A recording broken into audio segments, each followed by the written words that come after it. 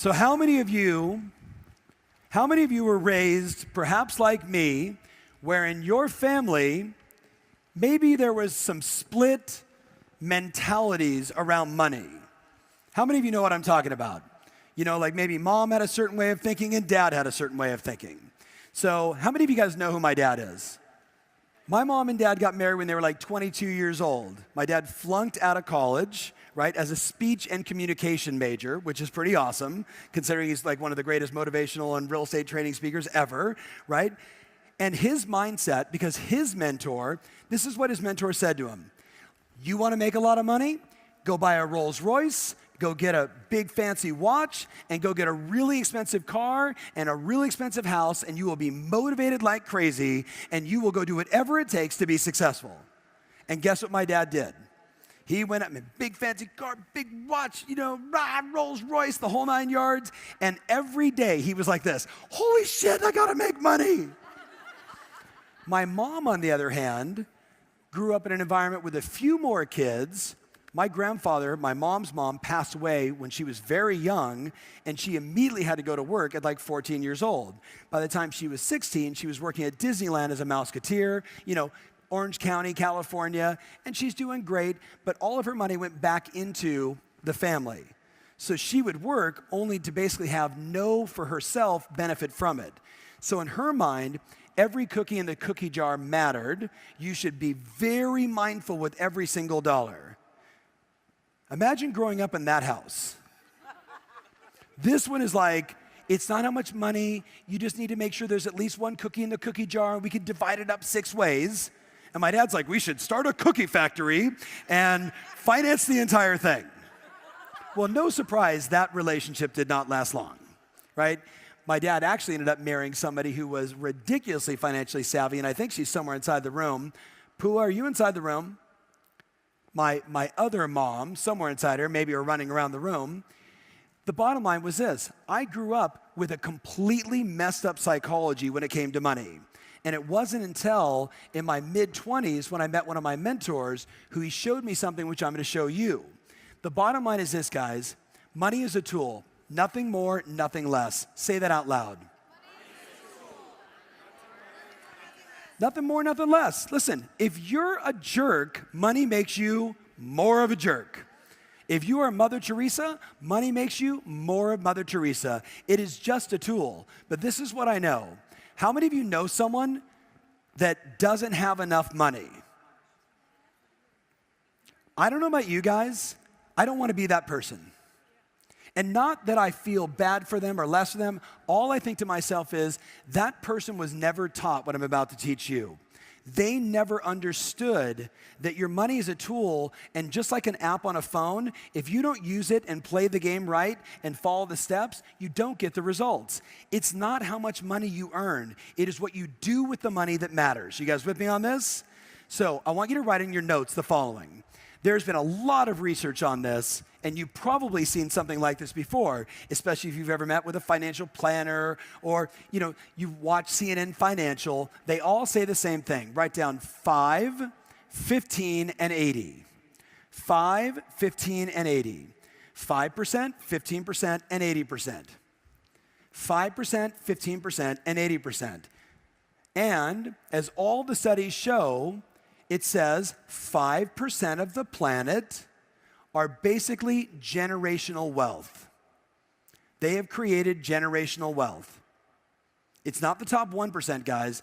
Somebody who is worth $5 million, who has paid off their home, and when they pass on, they transfer all that wealth over. That's generational wealth. You with me on this? Some of them are worth millions, some of them it's 10, some of them are hundreds, some of them are now billions. But that's the 5%.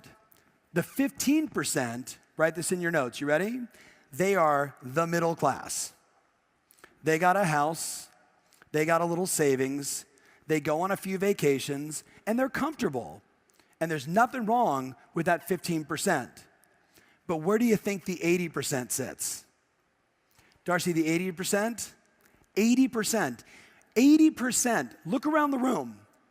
Potentially 80% of this room, I don't think so, but potentially with the numbers, 80% of this room, when they are older, either A, have to work to make money, or B, are dependent upon the government or their family to subsidize their lifestyle.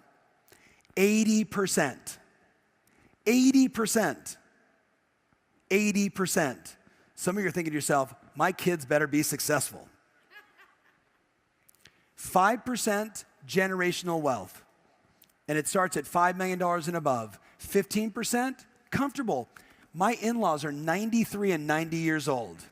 They have $1 million net worth. They're in that 15%. Houses paid for that they bought for $11 300 years ago, right? In Anaheim, California on Bruce Street. Paid that sucker off. Every time I talk to my father-in-law, you see my Ford stock? Right? He started buying Ford stock like in 1948. You with me? Like I had $1, then I had 2 shares, and then 3 shares. But over time, guess what? He's in that 15%. How many of you know someone right now, though, that based upon their money behaviors and their money psychology, they're clearly going to end up in the 80%? Don't point at them if they're in this room, and don't make them wrong, but I'd like you to consider maybe they just never heard what I'm about to share with you. So I'm going to show you guys a business strategy for your money. You guys up for that? A business strategy. I'm not going to tell you what to invest in. That's not my role. I'm going to show you ideas of what the very best people do. I'm going to put it up on the big screen, which means the team's going to keep it here the whole time, and you're going to take detailed, copious notes. So here's the first thing I want to show you. This is what 80% of real estate professionals do. 80% of real estate professionals, they get a commission check, and that check goes into their personal account. Their personal account. 80%, they get a check and it goes into their personal account. They go home and maybe they say, here, honey, or here, I'm by myself, and I put it in my account, but this personal account is not an LLC, an S Corp, a limited partnership. It's not a corporation, it's a personal thing. Now, I'm not going to ask you to raise your hands if that's you, but I am going to say this to you. I would like to thank you for paying lots in taxes. Thank you very much. I really appreciate you overpaying what you should be paying. Keep up the good work. So what's rule number 1? Should I have a corporation? Yes or yes? Yes or yes? So check this out, guys. If you answered this, don't feel bad. I will teach this stuff at conferences, and I'm blown away by 10 people in the room, 10,000 people in the room, the number of people that go, yeah, I thought about doing that, but I don't know, which one do I pick?